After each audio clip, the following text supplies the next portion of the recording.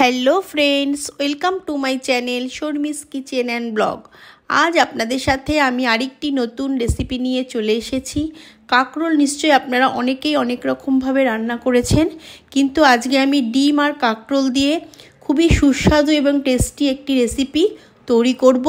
তাহলে আপনারা পুরো ভিডিওটাকে স্কিপ না করে দেখতে থাকুন। আজকে আমি ডিম কাঁকরোল দিয়ে কিভাবে এই রেসিপিটি তৈরি করছি। তিনটে কাঁকরোল নিয়েছি, কাঁকরোলটাকে ভালো করে ধুয়ে নিয়েছি। এবার এটা আমি ছাড়িয়ে নেব। কাঁকরোলের মধ্যে যে কাঁটাগুলো থাকে এগুলো আমি একটু হালকা করে ছাড়িয়ে নেব।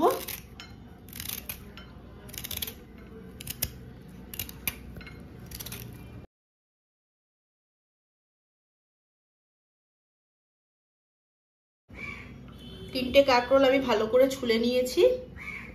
কাঁকরোলগুলো ছাড়িয়ে আমি ভালো করে আবার ধুয়ে নিয়েছি। এবার আমি কাঁকরোলের দুটো মাথা ভালো করে কেটে নেব। কেটে এবার মাঝখান থেকে টুকরো করে নেব।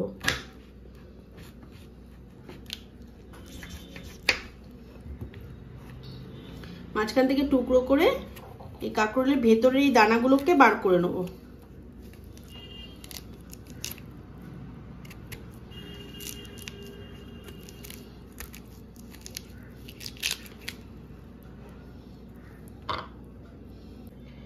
একটা কাঁকরোল আমি মাঝখান থেকে কেটে ভেতরের দানাগুলো বার করে নিয়েছি।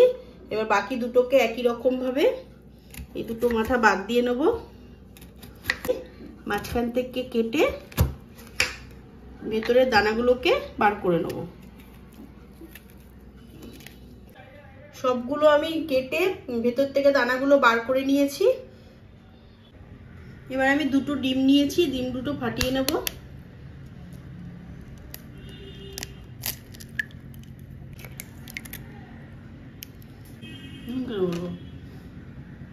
একটু লবণ দিয়ে দিলাম, একটু লাল লঙ্কার গুঁড়ো, একটু গোলমরিচ গুঁড়ো, একটু ধনেপাতা কুচি, সবকিছু দিয়ে এবার ডিমটাকে ভালো করে ফেটিয়ে নেব।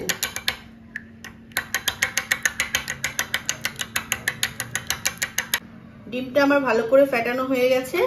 এবার যে কাঁকরোলের মধ্যে থেকে যে দানাগুলো বার করেছি, এবার এই কাঁকরোলের মধ্যেই আমি ফেটানো ডিমটা দিয়ে দেবো।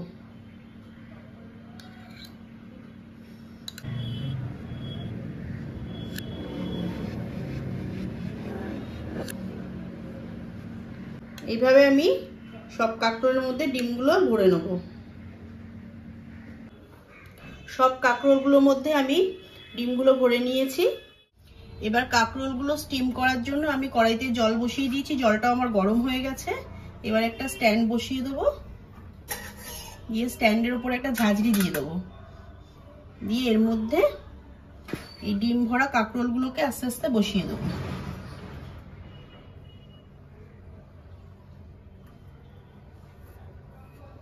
একটু সাবধানে বসাবেন যাতে ডিমটা যেন পড়ে না যায়।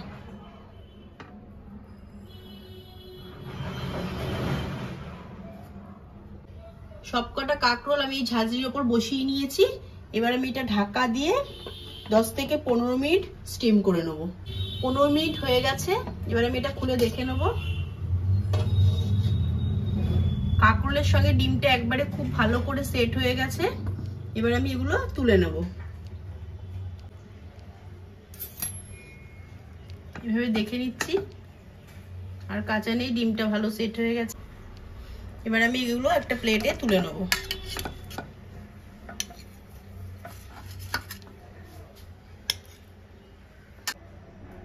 সবগুলো আমি প্লেটে তুলে নিয়েছি। কাঁকরোলগুলো সব স্টিম করা হয়ে গেছে। এবার আমি কড়াইয়ের মধ্যে সাদা তেল দিয়ে দিলাম। কাঁকরোলগুলো একটু ভেজে নেব। তেলটা গরম হয়ে গেছে। এবার কাঁকরোলগুলো দিয়ে দেব।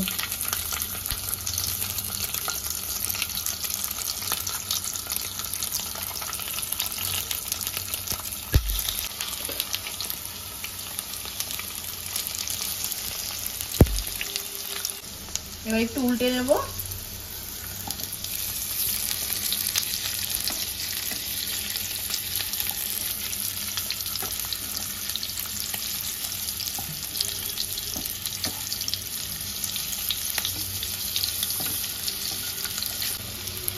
এগুলো একটু হালকা হালকা করে আমি ভেজে নেব। হালকা ভাজা হয়ে গেছে। এবার আমি এগুলো তুলে নেব।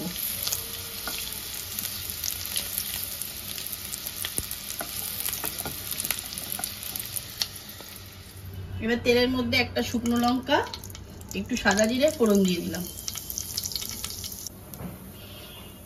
একটা ছোট সাইজের পেঁয়াজ আমি কুচিয়ে নিয়েছি, তাই কুচনো পেঁয়াজটা দিয়ে দিলাম।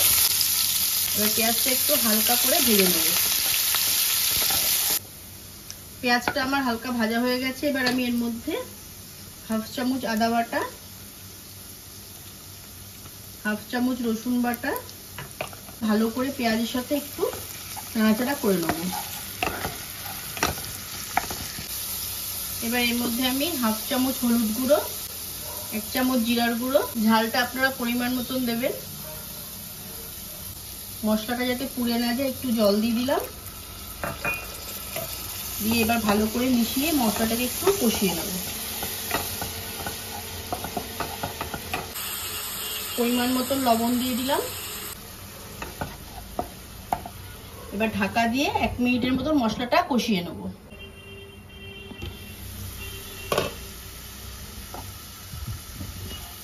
মশলাটা আমার কষে গেছে। এবার আমি এর মধ্যে একটু চিনি দিয়ে দিলাম আর 2 চামচ টক দই আমি ফেটিয়ে রেখেছিলাম, টক দইটা দিয়ে দিলাম। আর 2 চামচের মতো কাজু বাদাম বাটা দিয়ে দিলাম। এবার একসাথে ভালো করে মিশিয়ে নেব।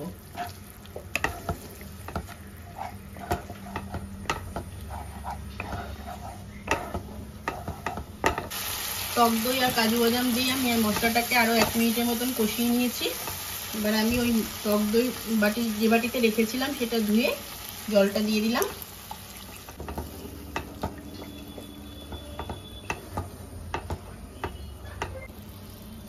এবার আমি ভেজে রাখা কাঁকরোলগুলো দিয়ে দেবো।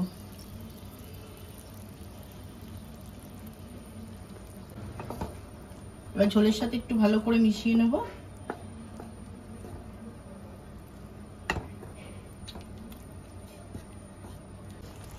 তিনটে চেরা কাঁচা লঙ্কা দিয়ে দিলাম। এবার ঢাকা দিয়ে আরো মিনিট 3-4 এটাকে রান্না করে নেব।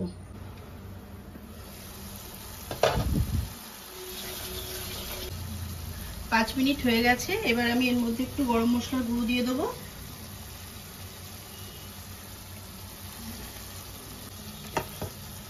এবার গরম মশলাটা দিয়েছি, এবার একটু ভালো করে মিশিয়ে নেব।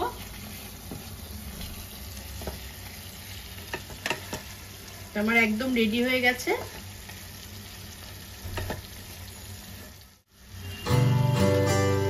এবার নামিয়ে নেব।